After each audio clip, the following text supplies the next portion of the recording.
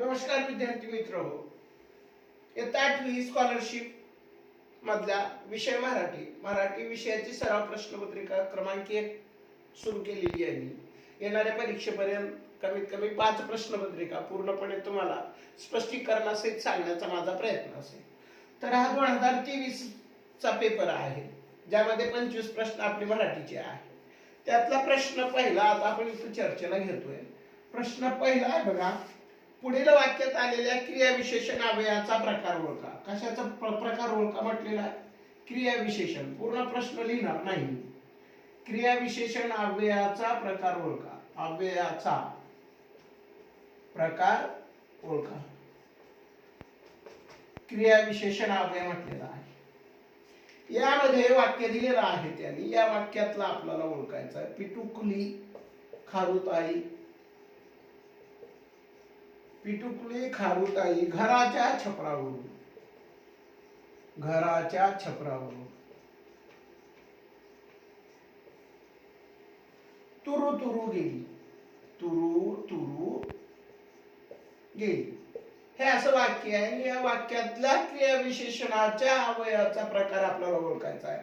त्यांनी पर्याय दिलेले आहेत बघा. पर्याय क्रमांक 1 रीतिवाचक. पर्याय क्रमांक 2 कालवाचक. पर्याय क्रमांक 3 स्थलवाचक.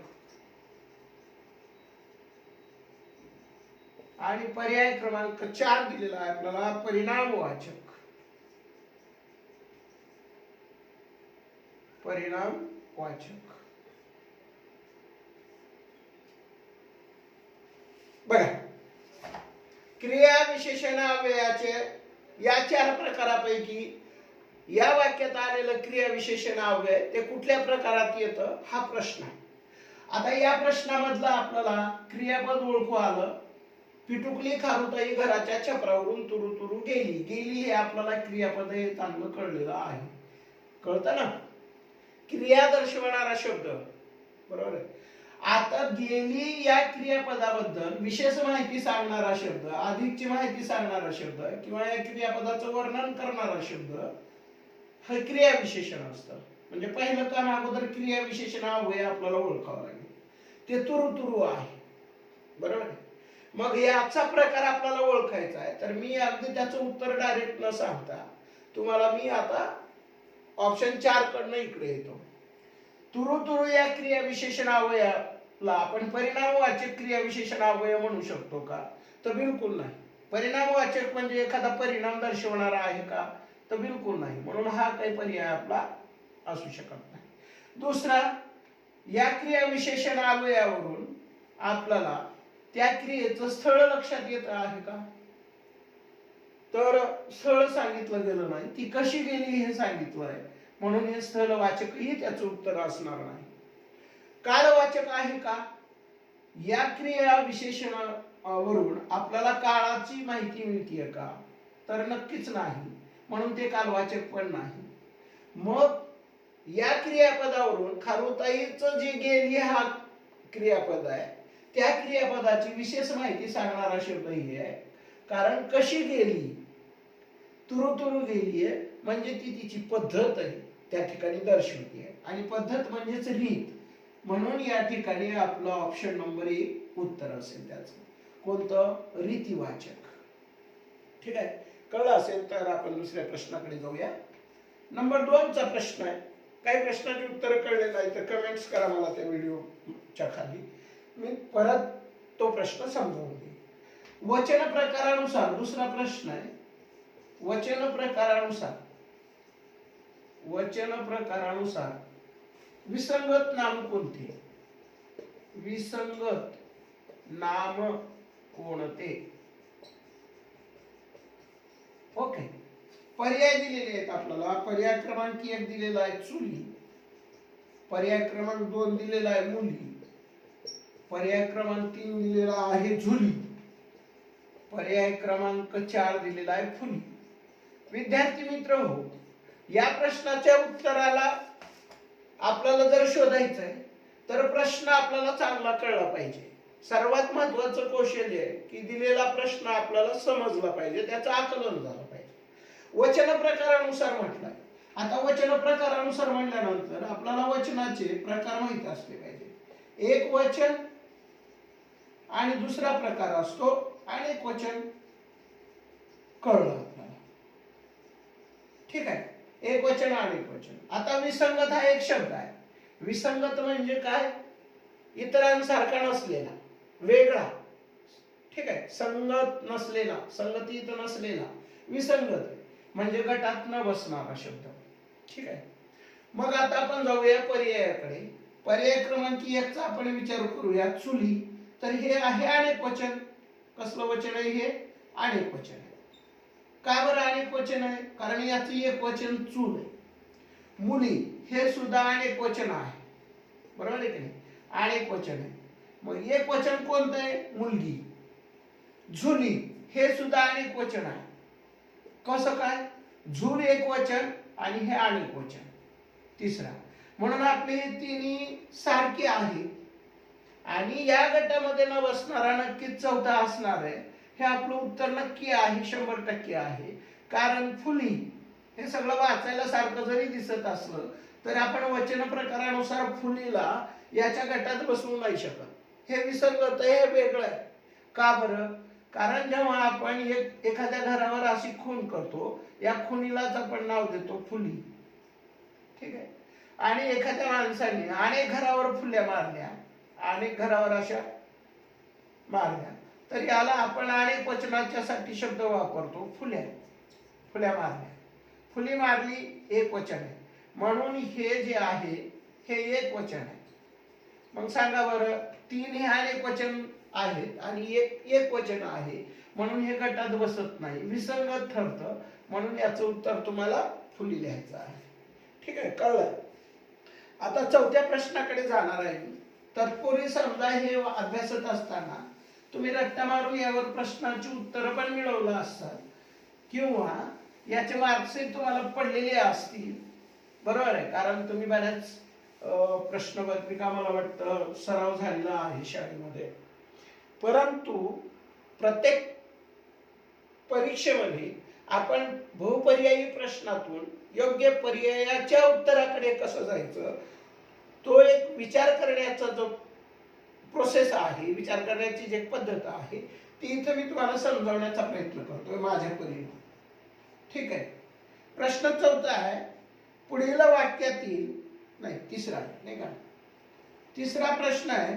पुढीलपैकी पुल्लिंगी नाम कोणती? काय विचारलेलं आहे आपल्याला? पुल्लिंगी नाम कोणती? पुल्लिंगी नाम कोणते? विद्यार्थी मित्र हो, आपल्याला चांगलं माहिती आहे की नाम पुल्लिंग आहे, स्त्रीलिंग आहे आणि एक नपुंसकलिंग आहे. 3 नामाचाच अभ्यास आपण आपल्या लेवलला करतो. एक ट्रान्सजेंडर आता अलीकडे सर्वोच्च न्यायालयाने मान्यता दिलेली आहे, पण काय आपल्या अभ्यासक्रमात ते समाविष्ट झालेलं कुठे आलेलं नाही. आपल्याला पुल्लिंगी नाम ओळखायचं आहे. त्यांनी पर्याय दिलेला आहे गवळी. दुसरा पर्याय दिलेला आहे आपल्याला साखळी. तिसरा पर्याय दिलेला आहे आपल्याला पाकळी आणि चौथा पर्याय दिलेला आहे आपल्याला कवळी. ठीक आहे. आता विद्यार्थी मित्र हो, पर्याय 4 आपल्याला दिलेले असताना आपण उत्तराकडे कसं जायचं? पहिलं प्रथम आपल्याला नाम हे किती प्रकारचे आहेत हे लक्षात असलं पाहिजे. तर 3 प्रकारचे नाम आहेत. मी आता सांगितलं, पुल्लिंगी नाम आहे, स्त्रीलिंगी नाम आहे आणि नपुंसकलिंगी नाम आहे. मग यामधलं पुल्लिंगी नाम म्हणजे पुरुष लिंग दर्शवणारं नाम कोणतं आहे? ठीक आहे. आता आपण 4 कडनं येऊया. कवळी. आता हे पुल्लिंग, स्त्रीलिंग, नपुंसकलिंग ठरवत असताना आपण काही शब्दांचा वापर करून ठरवतो. जसं की या कवळीच्या अगोदर जर आपण तो वापरला तर तो कवळी होईल का? नाही. तर ती काय होईल? ती कवळी होईल. म्हणजे हे स्त्रीलिंगी आहे. आपल्याला विचारलंय पुल्लिंगी. पाकळी.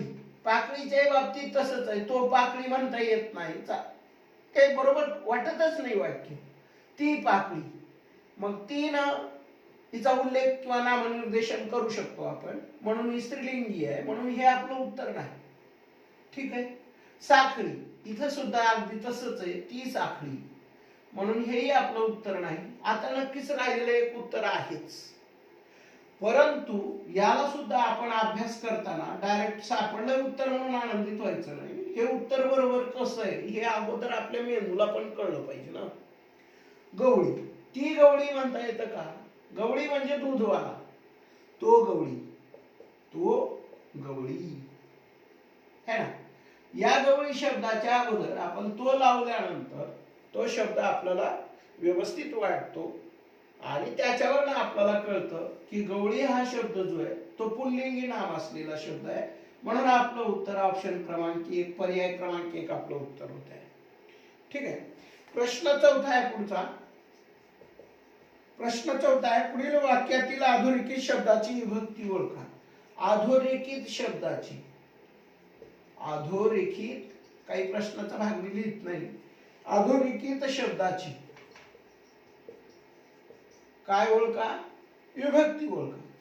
आता याला मात्र तुम्हाला रट्टा मारायला सांगितलेलाच आहे, कारण इथं पाठांतरच करून ते प्रत्यय लक्षात ठेवावे लागतात की कोणत्या विभक्तीमध्ये कोणते प्रत्यय लागतात, त्याच्यावरून आपण त्याची ओळख करतो. आता इथं वाक्य दिलेलं आहे, मनीषाने, मनीषाने अनेक महिने, मनीषाने अनेक महिने रांगोळी रेखाटण्याचा,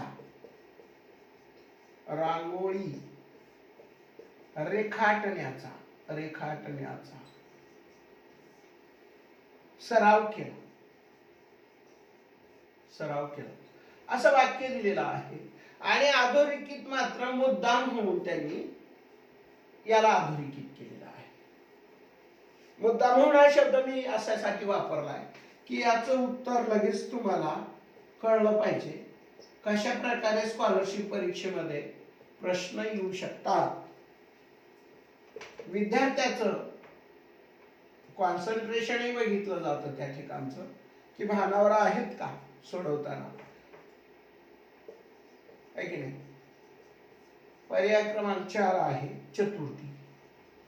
आता इथं तुम्हाला अगोदर सांगितलेलं आहे वर्गात शिकवताना सुद्धा की या विभक्तीचे प्रत्यय प्रथमामध्ये, द्वितीयामध्ये, चतुर्थीमध्ये वगैरे काय आहेत ते मात्र तुम्ही पाठ करून ठेवायचे. आता एवढ्या प्रश्नाच्या संदर्भाने जर आपण विचार केला, आपल्याला फक्त महिने हा जो शब्द दिलेला आहे आणि याची विभक्ती ओळखा म्हटलेला आहे. विद्यार्थी मित्र आपण कसं जातो, अरे यानं विचारलंय म्हणजे विभक्ती असणार आहे. महिना एक वचन आहे, महिने अनेक वचन आहे, म्हणजे तिथं कसलाही प्रत्यय लागलेला नाहीच, आहे की नाही.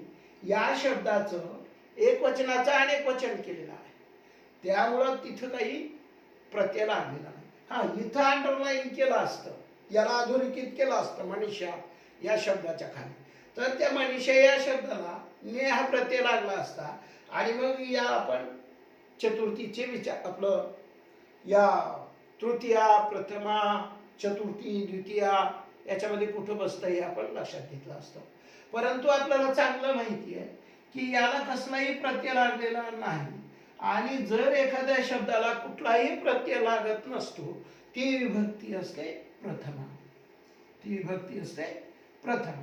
तर या प्रश्नात अधिक समजवण्यासारखं काही नाही, कारण याला तो प्रत्ययच लागलेला नाही आणि प्रत्यय न लागलेली विभक्ती कोणती आहे तर प्रथम आहे, ज्या प्रथमामध्ये विभक्ती लागत नाही. हे तुम्ही पाठांतर केलेलं असणार आहे, नसलं केलं तर करून घ्यायचं आहे. ठीक आहे. पुढच्या प्रश्नाकडे जातोय. जर तुम्हाला हे मी समजावत असलेलं कळत नसेल, लक्षात येत नसेल, कारण हा एक जरी प्रश्न आपण सोडवत असलो तर या प्रश्न प्रकारामधला कुठलाही प्रश्न जरी आला, ठीक आहे, तरी आपल्याला त्या प्रश्नाचं विश्लेषण करून उत्तर काढता येतं. अशा पद्धतीनं तुम्हाला समजावण्याचा प्रयत्न करतोय. प्रश्न 5 आहे, आपल्याला मिश्र वाक्य ओळखायचं आहे. काय ओळखायचं आहे? मिश्र वाक्य ओळखायचं आहे. आता इथं 4 प्रकारचे वाक्य दिलेली आहे. नंबर 1 चं वाक्य दिलेलं आहे, राधिकाच्या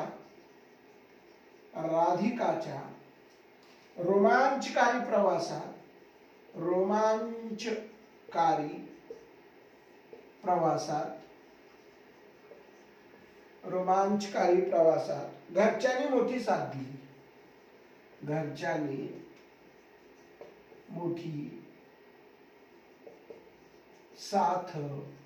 दिली.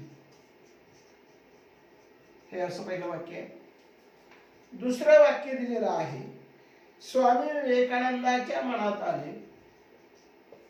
स्वामी विवेकानंदाच्या मनात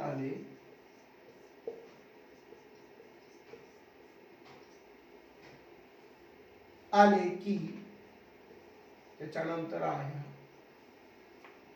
आपली भारत यात्रा आता संपत आहे. आपली भारत यात्रा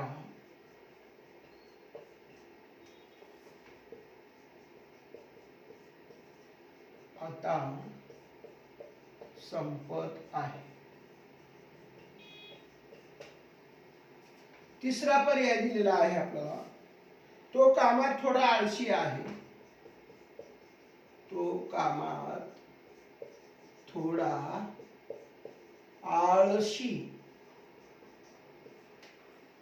आहे व थोडासा खेळकर आहे.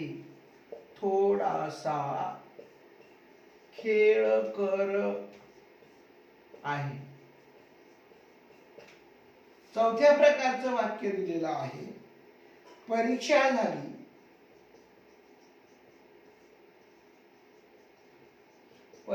झाली म्हणूनच मला सुट्टी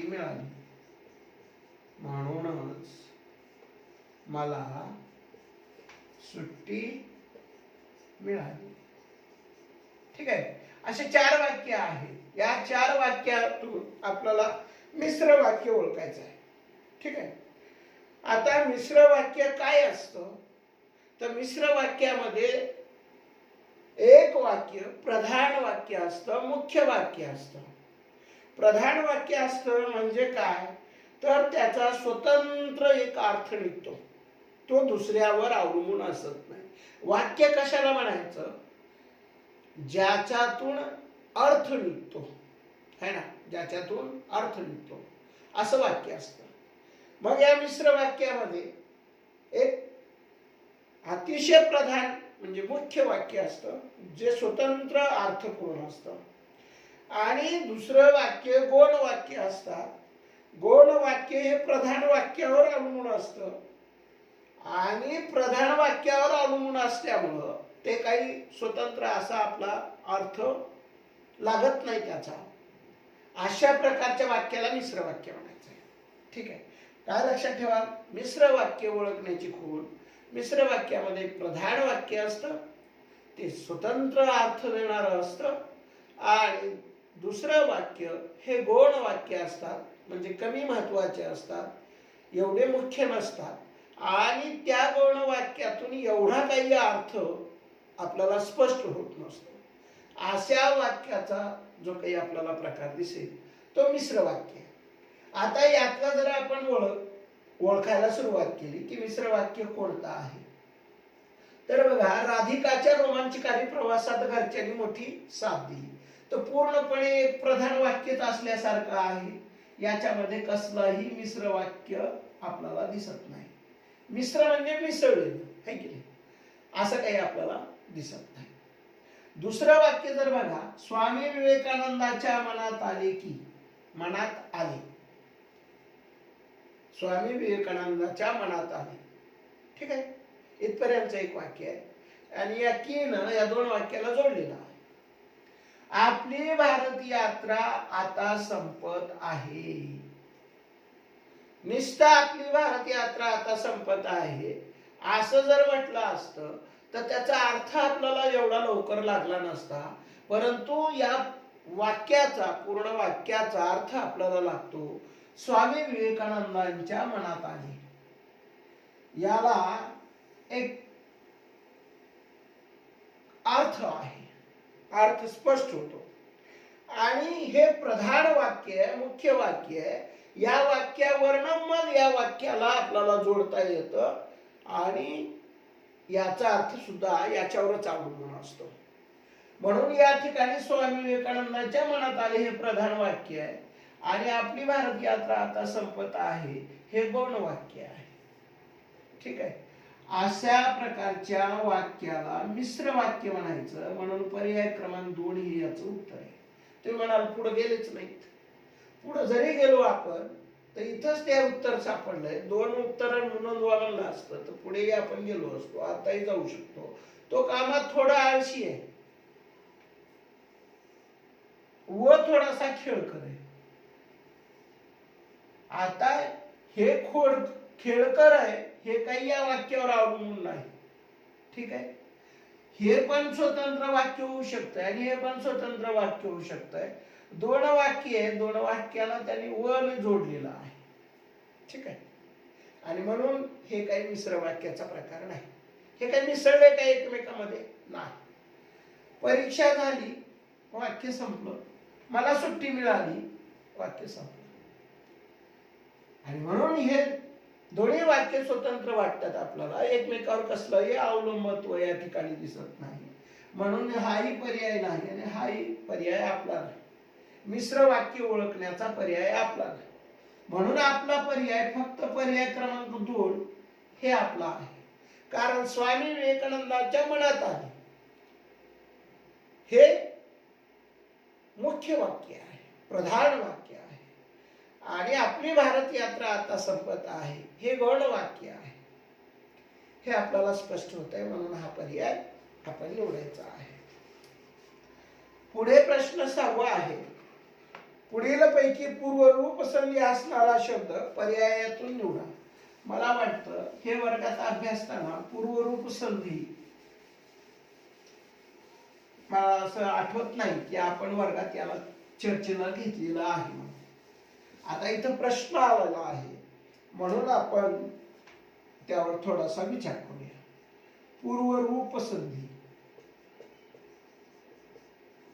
पूर्वरूप संधी असणारा शब्द पर्यायातून निवडा म्हणलाय आणि 2 पर्याय निवडायचे. पूर्वरूप संधी असणारा शब्द,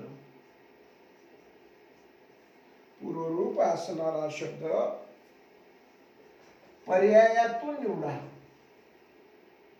पर्याय दिलेले आहेत, त्या पर्यायातून आपल्याला निवडायचं आहे, मात्र 2 निवडायचे. हा कितवा प्रश्न आहे आपला? 6वा. उत्तर 2 नोंदवायचे. 2 पर्याय निवडा. 2 पर्याय, 2 पर्याय निवडा. सूचना दिलेल्यानुसार आपल्याला कृती करायची असते. पर्याय क्रमांक 1 दिलेला आहे हर एक. पर्याय क्रमांक 2 दिलेला आहे झाडीत. पर्याय क्रमांक 3 दिलेला आहे थोडेसे. पर्याय क्रमांक 4 दिलेला आहे करीन. विद्यार्थी मित्र हो, अगोदर पूर्वरूप संधी आपल्याला समजून घ्यायचे. पूर्वरूप संधी काय असते? जेव्हा 2 स्वर एकत्र येतात. स्वर माहिती आहे तुम्हाला. जेव्हा 2 स्वर एकत्र येतात तेव्हा पहिला स्वर जसाच्या तसा राहतो आणि दुसऱ्या शब्दातला जो स्वर आहे तो लोप पावतो. हा प्रकार संधीचा एक विशेष संधीचा भाग आहे. याला पूर्वरूप संधी म्हणायचं. म्हणजे काय? 2 स्वर आहेत. 2 स्वर, स्वर आणि व्यंजन एकत्र नाही आले. दोन्ही स्वर आहेत पण पहिल्या शब्दातला स्वर कायम राहतो आणि दुसऱ्या शब्दातला स्वर लोप पावतो, नाहीसा होतो, निघून जातो. अशा प्रकारच्या संधीला पूर्वरूप संधी म्हणायचं. आता 2 पर्याय निवडायचे आपल्याला, है ना? 2 पर्याय निवडायचे. तर 2 पर्यायामध्ये काय? आता इथं हर एक जर घेतला आपण तर काय होईल? हर अधिक एक. आहे ना. तर इथे काही आता नाही. आता याच्याकडे जर गेलो आपण तर बघा है ना, झाड अधिक ईत है ना, हे जे ये आहे झाडी,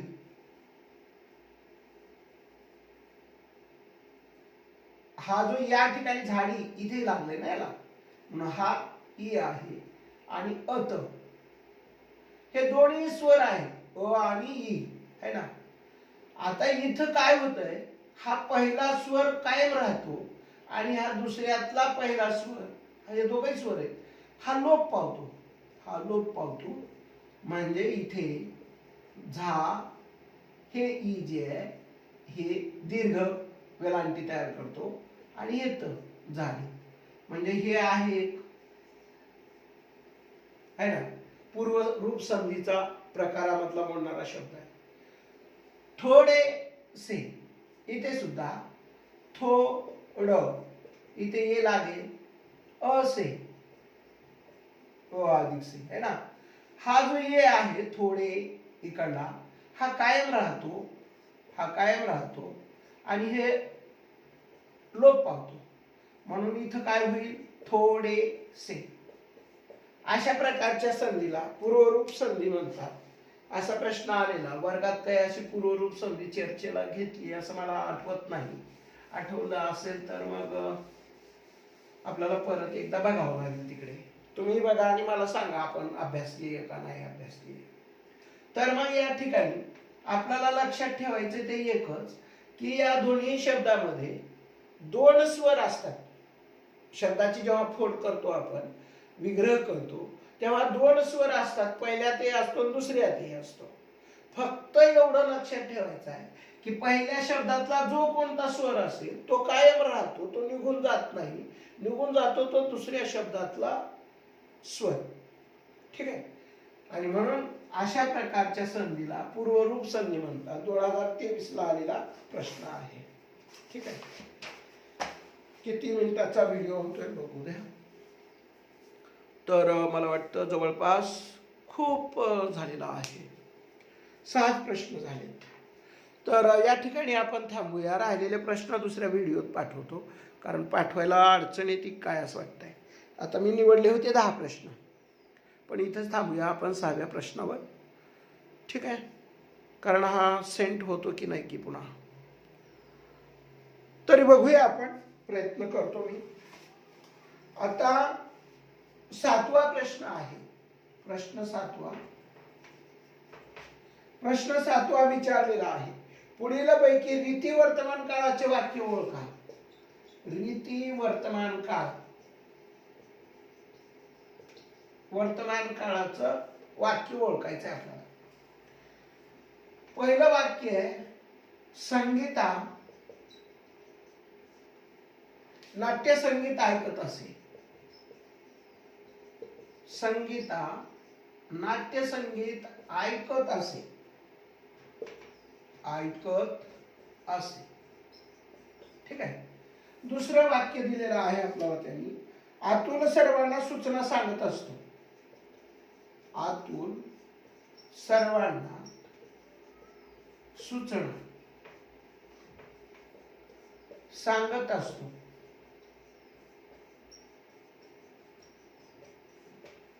तिसरं वाक्य आहे, श्रावणीने कागद काम पूर्ण केले आहे.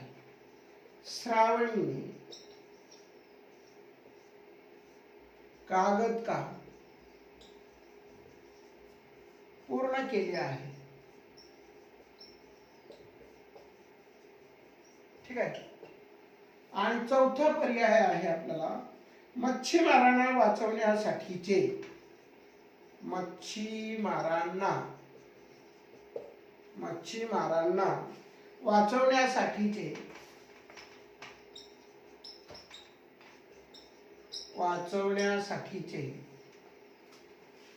आमचे सारे प्रयत्न फसले. आमचे सारे प्रयत्न फसले. ठीक आहे. या 4 वाक्यातून आपल्याला रीती वर्तमान काळ दाखवणारं वाक्य निवडायचं आहे. विद्यार्थी मित्र हो, रीती म्हणजे पद्धती. हा शब्दाचा अर्थ यात काही एखाद्या प्रश्नामध्ये गेलेला आहे, क्रियाविशेषणाच्या प्रकारात. वर्तमान काळ म्हणजे काय आहे? ज्या काही घटना घडत असतात है ना, त्या वर्तमान काळ आहे. वर्तमान काळाचे पुन्हा प्रकार आहे. त्या प्रकारामध्ये रीती दाखवणारा एक प्रकार आहे. ठीक आहे. आता रीतीमध्ये असतं काय, एक सवय असते है ना, नेहमीची. कधीतरी एखादी गोष्ट घडली आहे म्हणजे ती रीत नसते. रीती हे रूढी परंपरेनुसार चालत आलेली असते. म्हणजे बघा, वाक्यावरून कळत ते आपल्याला. संगीता नाट्य संगीत ऐकत असे ती, आहे की नाही. दुसरं वाक्य, अतुल सर्वांना सूचना सांगत असतो. वर्तमान काळ आहे. सूचना सांगत असतो, मग आजही सांगतोय, कालही सांगितलं असेल, परवाही सांगत आला असेल, पुढेही सांगत राहील. कारण ती त्याची त्यामध्ये रीत लक्षात येते, त्याची सवय लक्षात येते. एखाद्याची सवय व्यक्त करण्यासाठी, एखादी घटना पुन्हा पुन्हा घडत असेल ती सांगण्यासाठी आपण रीती वर्तमान काळाचा वापर करत असतो. म्हणून इथं अतुल सर्वांना सूचना सांगत असतो हे रीती वर्तमान काळाचं वाक्य आहे. पुढच्या ऑप्शन मध्ये जर आपण बघितलं तर श्रावणीने कागद काम पूर्ण केले आहे. आजच दिलेलं असेल काम, काल दिलेलं असेल तिनं ते काम पूर्ण केलेलं आहे. ती काही रीत नाही, रीती वर्तमान काळ नाही. रीती वर्तमान काळामध्ये एखाद्याची सवय हे आपल्या लक्षात येते, आणि सवय काही एक दिवसाची असेल त्याच्या सवय नाहीत म्हणा. ठीक आहे. मच्छीमारांना वाचवण्यासाठीचे आमचे सारे प्रयत्न बसले. एका दिवशी एखाद्या वेळेस सागरामध्ये समुद्रामध्ये भरती येत असेल आणि त्यांचे सगळे मच्छीमारांच्या ज्या होड्या आहेत, नाव आहेत, भरकटलेल्या असतील आणि त्यांना वाचवण्याचा प्रयत्न त्या दिवशी, एका पर्टिक्युलर दिवशी, एका विशिष्ट दिवशी करण्याचा प्रयत्न चालू असेल आणि तो प्रयत्न फसलेला आहे. म्हणून हे काही रीती वर्तमान काळाचं वाक्य नाही. तर यामध्ये ऑप्शन क्रमांक 2 हे रीती वर्तमान काळाचं वाक्य आहे. ठीक आहे. 8वा प्रश्न आहे आपल्याला या ठिकाणी. 8व्या प्रश्नामध्ये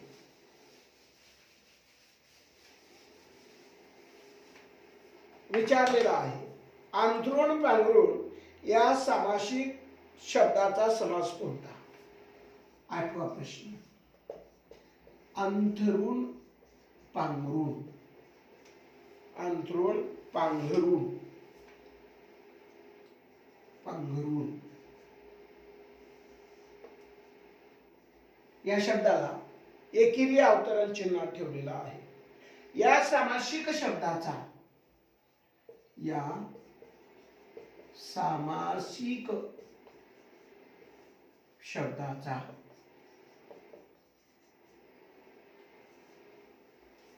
शब्दाचा समास कोणता?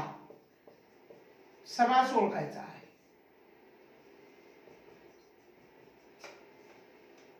पर्याय क्रमांक 1 दिलेला आहे अव्ययीभाव. पर्याय क्रमांक 2 दिलेला आहे तत्पुरुष. पर्याय क्रमांक 3 बहुव्रीही.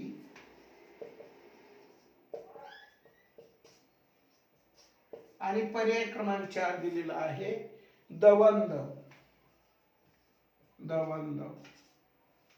दवंदवचा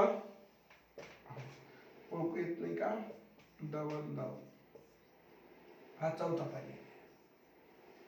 विद्यार्थी मित्र हो, या शब्दावरूनच पटकन आपल्याला लक्षात येतं की यामध्ये 2 शब्द आहेत. एक अंथरूण आहे आणि दुसरा पांघरूण आहे. आणि दोन्ही शब्द तेवढेच महत्वाचे आहेत. कोणताही शब्द कमी अधिक महत्वाचा नाही. असं ज्या सामासिक शब्दामध्ये आपल्याला पाहायला मिळतं तो समास दवंदव समास असतो. बाकीच्या समासाच्या व्याख्या तुम्ही वाचून काढा आणि लक्षात ठेवा. आता आपण इथेच थांबूया. व्हिडिओ खूप मोठा होतोय आणि तो सेंड करायला, अपलोड करायला प्रॉब्लेम येतोय. तर ठीक आहे, धन्यवाद. राहिलेले प्रश्न मी पुढच्या व्हिडिओमध्ये असंच कधीतरी वेळ मिळाला तर टाकतो. तुमच्या जशा परीक्षा आहेत तशीच माझी सुद्धा परीक्षा 8 फेब्रुवारीला आहे. त्यानिमित्तानं बघा, माझाही अभ्यास होतोय आणि तुम्हालाही आवडलं तर बघा. कारण तर सध्याला तुम्हाला कराच असं म्हणता येणार नाही, पण सर्व प्रकारच्या परीक्षेला येतं. तुम्ही ज्या परीक्षेची आता तयारी करत आहेत त्याही परीक्षेमध्ये येतं. आम्हालाही हा प्रश्न येतो. तर इथेच थांबूया. धन्यवाद. आवडलं तर लाईक करा, चॅनलला प्लीज सबस्क्राईब करा, है ना, आणि आपल्या मित्रांना पण शेअर करा. एवढा काही आपला चांगले व्हिडिओ बनवायला सेटअप नाही आपल्याकडे, पण तुम्हाला मदत होण्यासाठी म्हणून हा प्रयत्न आहे. ठीक आहे, धन्यवाद. थांबतो इथेच.